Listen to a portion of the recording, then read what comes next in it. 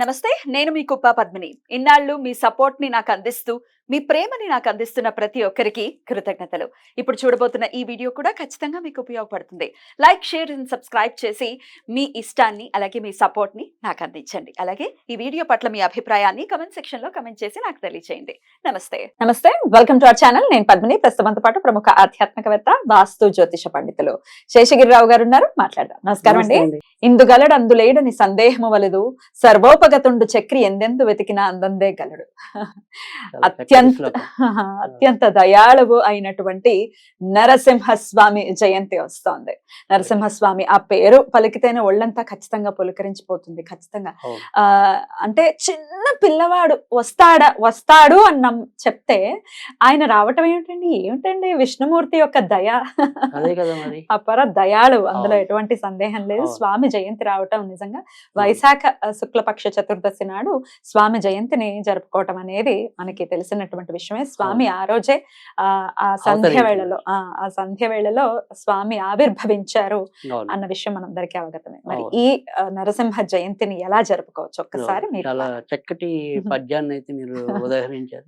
అలా అంటే ఎలా ఎక్కడ చూసినా ఎటు చూసినా ఆయన ఉండడం అలా చెప్పాము. మన యొక్క సమస్యలు ఏవైనా కూడా తీర్చగలిగే దేవుడు కూడా మన నరసింహస్వామి అనే చెప్పాలి. అంటే ఆయన రూపం ఉగ్రం ఉండొచ్చేమో, కానీ మనసు మాత్రం చాలా ప్రశాంతం, కరుణావరసం. ఉగ్రం ఎవరికి? రాక్షసుడికి. మనకేమిటి? అదిగా నేను మొహంలో ఉగ్రం ఉండొచ్చు, నేను మొహంలో కూడా నాకైతే కనిపించదండి. రైట్. అందులో ముఖ్యంగా లక్ష్మీ సమేతుడైనప్పుడు అయితే అసలు చాలా చిత్తులై ఉంటాడు. అది 100% నిజము. కానీ ఇక్కడ నేను చెప్పేది ఏంటంటే, ఇక్కడ మన నరసింహస్వామి అనేది ఎలా చూసినా మనకి చాలా మన దైనందికంగా ఎదుర్కొనే ప్రతి సమస్యకి కూడా ఆరాధించవలసిన తప్పనిసరి దైవం అయితే కనుక నేను నరసింహస్వామి అనే చెప్తాను ఖచ్చితంగా. ఎందుకంటే నరసింహస్వామి అనేది ఏంటంటే మనకి వచ్చేప్పటికి అప్పుల బాధలు లేని మనిషి ఉండడు ఇవాళ. సో సందు దొరికితే అందరూ కేట్ కాట్లు గీకేవాళ్ళే.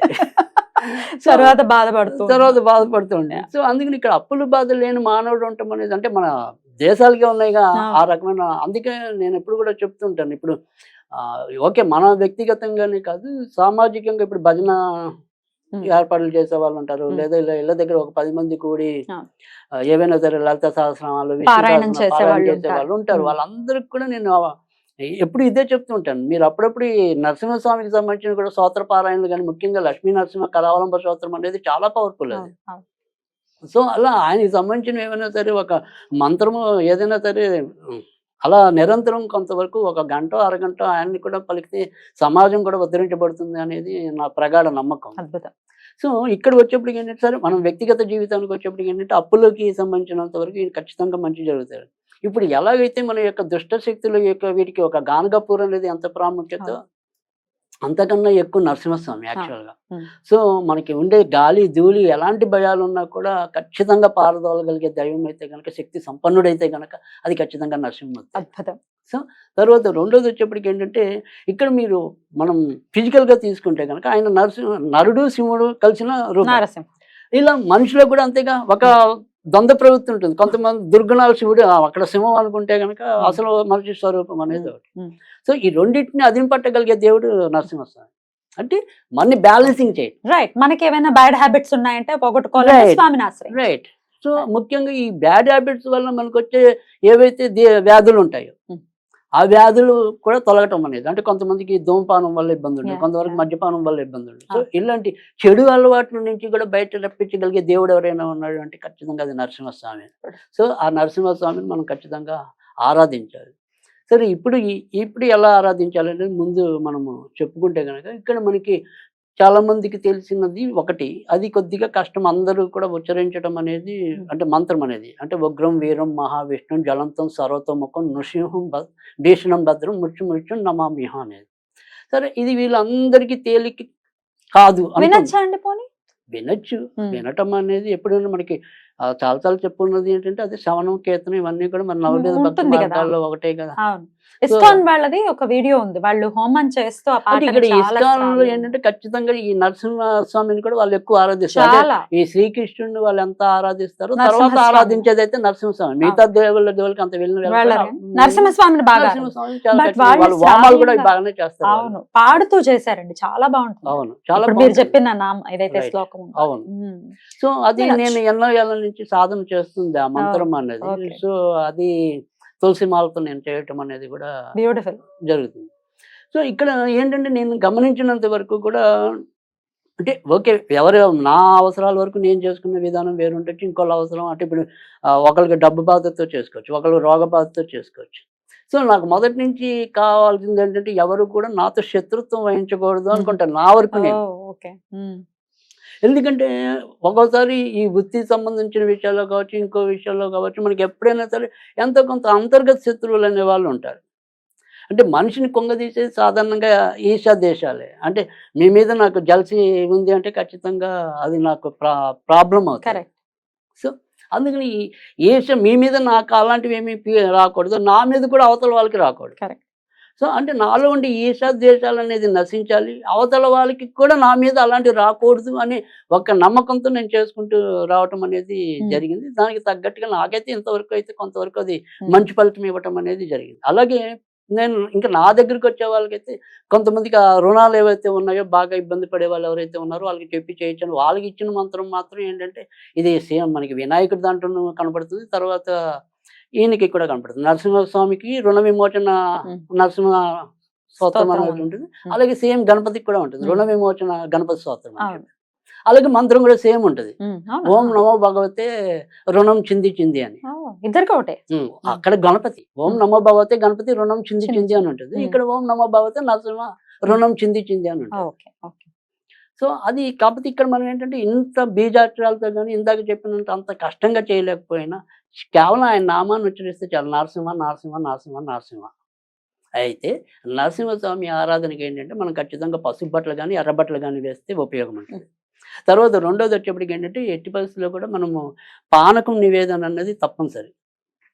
సో పానకం తర్వాత కేసరి, ఈ రెండిట్లో ఏదో ఒకటి అనేది అది ప్రతిరోజు ఆరాధన చేయకపోయినా కనీసం ఇన్ని గురువారాలని గురువారం మాత్రం వదలద్దు. సో తర్వాత కొంతవరకు శనివారం కూడా పనికొస్తుంది. కానీ ఇందులో ఇంకా ఎక్కువ నేను అబ్జర్వ్ చేసినంత వరకు కూడా నా క్లయింట్స్ వరకు వాళ్ళకి గురువారాలు అయితే చాలా బాగా అచ్చి వచ్చింది. వాళ్ళ అంటే కోర్టు కేసులు తీరడానికి కూడా ఈయన చాలా ఉపయోగపడతాడు.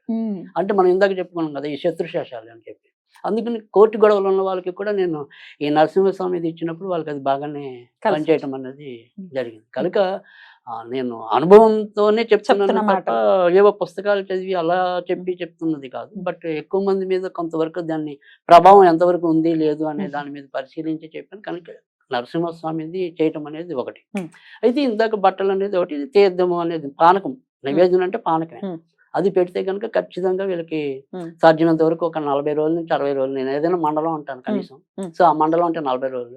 సో 40 రోజుల్లో కొన్ని మంచి మార్పులు అయితే రావడానికి అయితే ఉంటుంది.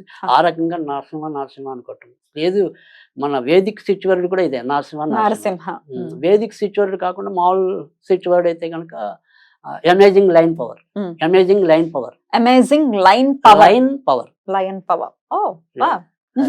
సో అది అనుకోవటమే. సో అది 2 నిమిషాలు ఖచ్చితంగా. సో అది ఖచ్చితంగా ఆ రకంగా కూడా చేసుకోవచ్చు. సో ఖచ్చితంగా వీళ్ళు కూడా ఏమంటాం, కొంతమందికి సభా పిరికితనం అంటాం. అంటే మనలాంటి వాళ్ళకి సభా పిరికితనం ఉండకూడదు. అలాగే కొంతమందికి ఉద్యోగం చేసే చోట ఏంటంటే ఆ కమ్యూనికేషన్ అనేది లోపల చాలా మంచి క్రియేటివ్ ఉంటుంది, కానీ బయటకు రావడానికి వాళ్ళు భయపడుతుంటారు. ఇలా చేస్తే పై బాస్ ఏమో అనుకుంటాడేమో, లేదా వీళ్ళేమో అనుకుంటారు. ఈ సభా పిరికితనాన్ని కూడా పారదోలడానికి కూడా నరసింహస్వామి అనేది చాలా ఉపయోగపడుతుంది. సో అందుకని నరసింహ అంతే. ఇంటర్వ్యూస్ కి వెళ్ళే వాళ్ళకి కూడా భయం ఉంటుంది, బెరుగ్గా ఉంటుంది. ఖచ్చితంగా వాళ్ళకి కూడా నరసింహ అంటే ఖచ్చితంగా ఆదుకోవటం అనేది గ్యారంటీగా ఉంటుంది. వాళ్ళకి తెలియకుండానే వారి యొక్క శరీరం వజ్ర తుల్యం అవుతుంది గ్యారంటీ. మనసుకు కూడా స్థైర్యం అనేది అద్భుతం. అయితే మన ఒకవేళ మన సాంప్రదాయంలో లేరు, మన మతంలో లేరు అనుకుంటే అమేజింగ్ లైన్ పవర్ వాళ్ళకు రైట్.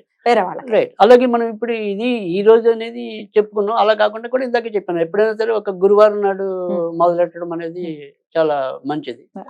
తర్వాత వచ్చేప్పటికి ఏంటంటే ఎప్పుడు కూడా ఈ విష్ణు సంప్రదాయంలో ఎప్పుడు కూడా పౌర్ణమి ఏకాదశి తిథులు అన్నది ఎప్పుడు కూడా చాలా ముఖ్యమైనవి. కనుక పౌర్ణమి నాడు కానీ తర్వాత ఇలాగే ఏకాదశి నాడు కూడా మొదలెట్టుకోవచ్చు. అద్భుతం సార్.